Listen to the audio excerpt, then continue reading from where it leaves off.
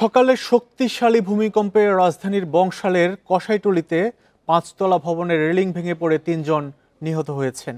তারা তিনজনই পথচারী ছিলেন। বংশাল থানার ওসি বিষয়টি নিশ্চিত করেছেন। এদিকে ভূমিকম্পে ঢাকা কলেজের হলের এক ছাত্র আহত হয়েছেন। আহত শিক্ষার্থীর নাম আহসান। এছাড়াও কাফরুল, মিরপুর, খিলগাঁও, তেজগাঁও, বাড্ডা সহ বিভিন্ন এলাকার ভবন ক্ষতিগ্রস্ত হয়েছে। ফাটল দেখা দেওয়ার পাশাপাশি কিছু ভবন হেলে পড়ার খবর পাওয়া গেছে। ভূমিকম্পের তীব্রতায় রাজধানীসহ সারা দেশে আতঙ্ক বিরাজ করছে।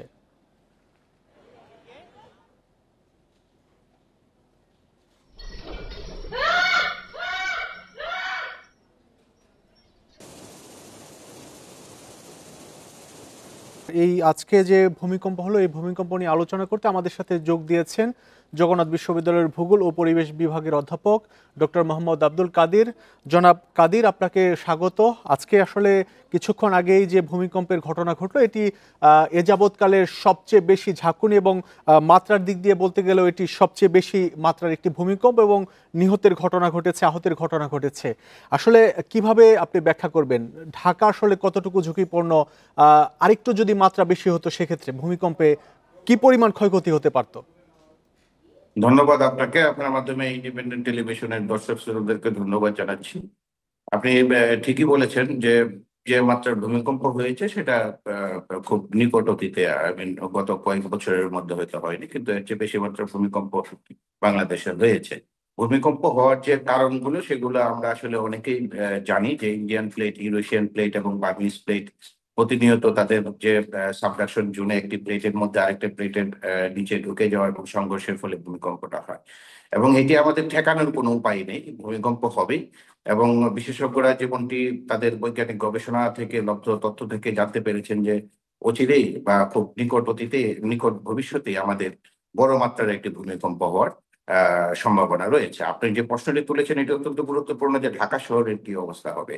ঢাকার খুব কাছেই কিন্তু নরসিংদীর মাধবদী থেকে মাত্র 14 কিলোমিটার পশ্চিমে যে আজকের ভূমিকম্পের উৎপত্তি স্থল সকালবেলা, এটা কিন্তু প্রচন্ড ঝাঁকুনি আমরা ঢাকায়, আমি নিজেও অনুভব করেছি এবং আমার কাছে অনেক ফোন এসেছে, বাংলাদেশের অনেক জায়গাতে অনুভব করেছে। আমাদের প্রস্তুতি কতটুকু, এটি হলো অত্যন্ত গুরুত্বপূর্ণ বিষয়। দেখেন, আপনার যে বিল্ডিং গুলোর কথা আপনারা এই প্রতিবেদনে দেখালেন, যে অনেক বিল্ডিং এ ইয়া হচ্ছে, আপনার ফাটল দেখা যাচ্ছে, যেমন মহানগর প্রজেক্টের কথা বলা হলো। আমি এখন আছি চন্দ্রিমা হাউজিং এ। এইসব জায়গায় কিন্তু নতুন করে বিল্ডিং হচ্ছে, কারণ এখন সরকার চাইলেই বিল্ডিং কোড যথাযথভাবে মেনে চলার জন্য ব্যবস্থা কিন্তু নিতে পারে, কিন্তু সেটি কিন্তু আমরা দেখছি না। আমাদের যে বিল্ডিং গুলো অনেক আগে হয়ে আছে, এগুলো কিন্তু আমরা মূলত ফ্ল্যাট প্লেনের উপরে, অর্থাৎ এলোভিয়াল স্যান্ডের উপরে এই বিল্ডিং গুলো করা হয়েছে, এবং এগুলো ভূমিকম্পের জন্য অত্যন্ত ঝুঁকিপূর্ণ, এবং বিল্ডিং গুলো ভেঙে যেতে পারে, প্রচুর ক্ষয়ক্ষতি হওয়ার সম্ভাবনা আছে। সেই সাথে আমাদের প্রস্তুতির আরেকটা দিক হলো, যেমন আজকে আপনি আরো কিছুক্ষণ পরে হয়তো বা খবর পাবেন, অনেক অসুস্থ রোগী তারা কিন্তু এই ভূমিকম্পের ফলে তারা আরো বেশি অসুস্থ হয়েছে, কিন্তু অসুস্থতা হওয়ার পরে তার খুব কাছে কোনো হাসপাতাল নেই। বা এরকম যদি হয়, আল্লাহ না করুক, যে এরকম যদি হয়, ধরেন ঢাকা মেডিকেলের যে ভবনগুলো আছে বহু পুরাতন, এই কি ইনফ্রাস্ট্রাকচার আমাদের ঢাকা শহরে যেগুলো আছে, এগুলো যদি ভেঙে পড়ে তাহলে মানুষ যাবে কোথায়?